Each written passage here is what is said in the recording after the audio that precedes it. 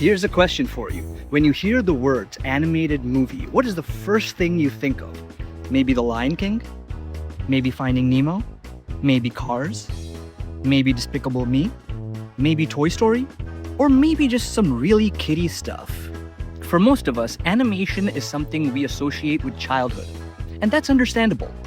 We grew up watching animated characters sing, talk, fight, fall in love, save the world, and somehow survive things that probably would kill a real human. But there's something interesting about the way we perceive animation. In some parts of the world, animation is still almost completely associated with children. You say animated movie and people hear kids movie. Sometimes animation even gets mentally lumped together with the word cartoon. And when we think of cartoons, we think of Saturday mornings, television shows, colorful characters, slapstick comedy. Basically something made to keep children entertained.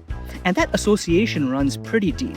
But broadly speaking, that's not necessarily true. Yes, some are fun for the entire family and much more than just silly or childish. Some can be funny for children while having a completely different meaning for adults. But then, there are some that are totally out there. Some animated films are actually disturbing, some are philosophical, some deal with war, trauma, politics, and death. And some are so bizarre that you genuinely start wondering who the target audience was supposed to be. Take Mad God, for example.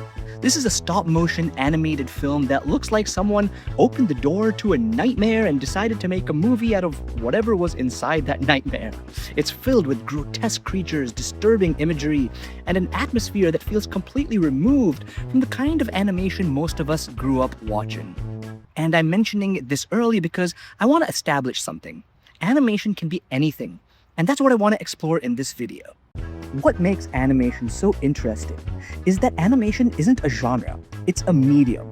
Once you understand that, you start seeing just how much variety there actually is. So let's get into it.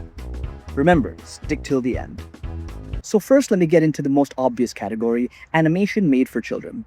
And I mean primarily for children, because of course adults can enjoy these movies too. Movies like Despicable Me, Minions, The Secret Life of Pets, Cars, The Boss Baby, Hotel Transylvania, Trolls, The Angry Birds movie. These movies are designed to be accessible to younger audiences. The stories are relatively easy to follow, the characters are expressive, the humor is often visual, the conflicts are usually very clear, and the films are designed to keep children engaged. And again, there's nothing wrong with that, and you could enjoy them too. This video, by the way, is no means an attack on children-focused films, okay? I'm just trying to broaden the horizon here a little bit. So now let's jump into those animated movies designed to work on multiple levels for children and for adults. We can call them family animated movies. These movies are technically made for children, but clearly have something for adults too. Either in terms of depth of hidden meanings, the Toy Story is probably one of the most obvious examples.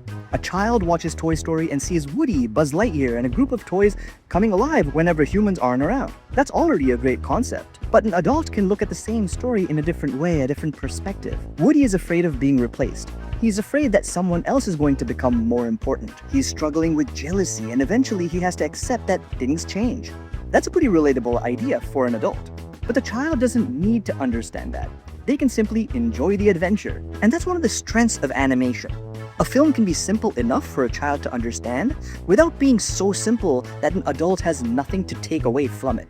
And Shrek is probably another very obvious example in a different way when it comes to hidden meanings. A child watches Shrek and gets the fairy tale characters, the adventure, and most of the jokes, most of them. Meanwhile, an adult catches the references to dating, marriage, sex, celebrity culture, and all those jokes that definitely weren't written for a 5-year-old. And that's actually a part of what made Shrek so successful. It doesn't constantly remind the adults that they're watching a children's movie. It gives everyone something. There are more examples beyond just comedy. With The Incredibles, a child sees superheroes. An adult sees a guy who is bored with his job and feels like he's wasting his potential. He's getting older, he's frustrated, he's stuck in a routine, and he's trying to balance his own ambitions with being a husband and a father. And that's a very different experience depending on your age, obviously. With Ratatouille, a child sees a rat who wants to be a chef. An adult can see a story about creativity, talent, and the people we underestimate. With The Iron Giant, a child sees a giant robot and an adventure. An adult sees a story about weapons, fear, the military, and the consequences of treating something unknown as a threat. And then we have movies like Up, Inside Out, WALL-E, Coco, and Zootopia. Up deals with grief and growing old. Inside Out deals with emotional development and the importance of sadness. WALL-E is basically a children's science fiction movie about consumerism, actually, environmental destruction, and our dependence on technology, which is the adult's part. Coco deals with family, memory, and death. And Zootopia uses talking animals to explore prejudice, stereotypes, and discrimination. None of these movies require a child to understand all of that. That's the point. They work on multiple levels. A child can enjoy the story and adults can see what's underneath it. And sometimes, the adult might actually get more out of it than the child. Now let's delve into the reason why this video exists. Consider everything before this a setup. This is probably the least understood category for most people unless they are true cinema lovers. Animation films that completely destroy the idea that animation is supposed to be cute. And there are many such movies. Some are psychological, some deal with war and trauma, some are just unusual. Let's get to it. Fantastic Planet. This 1973 French and Czech science fiction film takes place on a strange alien planet where enormous blue beings called drags dominate a smaller human population, and the humans aren't exactly treated as equals. They're treated almost like animals. The film is bizarre to look at. The character designs are strange, the environments are surreal, the creatures look like they come from another planet, because, well, they did. But underneath this bizarre science fiction world is a story about oppression, discrimination, and power. The strange visuals aren't just there to look weird, the entire world is designed to make you uncomfortable. And that's what makes it work. You're watching this completely bizarre animated science fiction movie and slowly realizing that it's actually saying something very, very serious about human society. Then we have Perfect Blue from Japan. And this one is completely different. It's a psychological thriller about a pop idol who leaves music to pursue acting. As her career changes, her sense of reality begins to collapse. And the film deliberately makes you question what is real and what is just memory. This film uses animation to blur those boundaries in a way that's incredibly effective. And this is absolutely not a children's movie. It's disturbing, it's psychological, and it gets into identity, celebrity culture, obsession, and the way performers can lose control over their own image. Then you have Belladonna of Sadness. This is one of the more visually unusual animated films. Instead of conventional animation, it often looks like a moving painting. It's based loosely on the Joan of Arc and deals with sexuality, power, violence, and oppression. The artwork is beautiful, but also extremely disturbing. And this is one of those films where you quickly realize that animation doesn't necessarily mean constant movement. Sometimes the artwork itself is the experience. The Wolf House. Honestly, I don't even know how to describe this film other than the fact that it's kind of like a nightmare brought to life. A stop-motion film from Chile that constantly changes its own visual style. Walls move, characters transform, paintings become three-dimensional, the environment seems to collapse and rebuild itself while you're watching. Now we have Grave of the Fireflies. This may be one of the most important films that I'm including in this video, because unlike some of the other movies we've talked about, this one isn't trying to shock you with bizarre imagery. It isn't trying to confuse you, it isn't trying to make you wonder what the hell are you watching. It's trying to break your heart. That too realistically. Set in Japan during the final months of World War II, this film follows two siblings trying to survive after their home is destroyed and they are separated from the security of their family.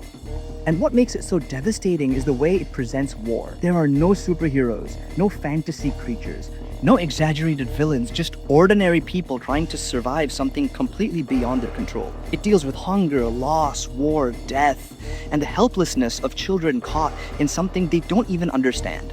It's one of those movies that completely destroys the idea that animation is inherently childish. Now, Mad God. This is the one I mentioned at the beginning of this video, and this might be the perfect example of animation being just completely unrestricted.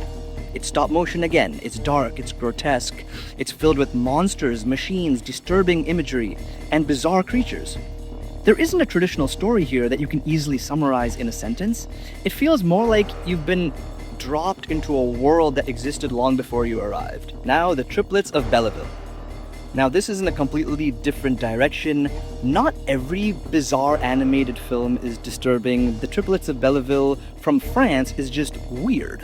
The character designs are completely exaggerated, the humor is strange, and there's very little dialogue, and the entire movie relies heavily on movement, sound, and visual comedy. It's almost like watching a cartoon from another universe. And that's what makes it actually quite fun. It doesn't look like Disney, it doesn't look like Pixar, it doesn't look like DreamWorks, it has its own visual language. So even a fun, weird film can be different. A film doesn't have to look anything like you've seen before. Now, Angel's Egg. It's slow, it's atmospheric, it's incredibly visual, and it leaves you with far more questions than answers. What does everything mean? Who are these characters? What exactly happened to the world? What is this film actually trying to say? There are interpretations everywhere, by the way, and that's completely intentional. Sometimes an animated film doesn't want to give you answers. It wants you to sit with questions, and that's another reason why I think animation can be so fascinating. Animation can be anything, really. And that is why I think the biggest misconception about animation movies is the idea that animation itself tells you who the audience is. It doesn't. A cartoon doesn't automatically mean children. An animated movie dealing with serious subjects doesn't automatically mean it's better either. It's simply another way of making cinema. Animation isn't a genre, it's a medium. And within that medium, you can find children's adventures, family stories, comedy, romance, superheroes, horror, war, politics, psychology, philosophy, and just crazy shit. Films that are completely bizarre that you might need to watch them twice just to understand what happened. Animation can be cute, animation can be funny, it can be emotional, it can be disturbing, it can be meaningful, and sometimes it can be completely fucking insane. The world is vast, folks. I don't think I even scratched beyond the surface, honestly. Well, that's that, ladies and gentlemen. Please do subscribe to my channel if you love cinema content. Like, share. Please do support my channel, folks. Until next time, peace out. Bye.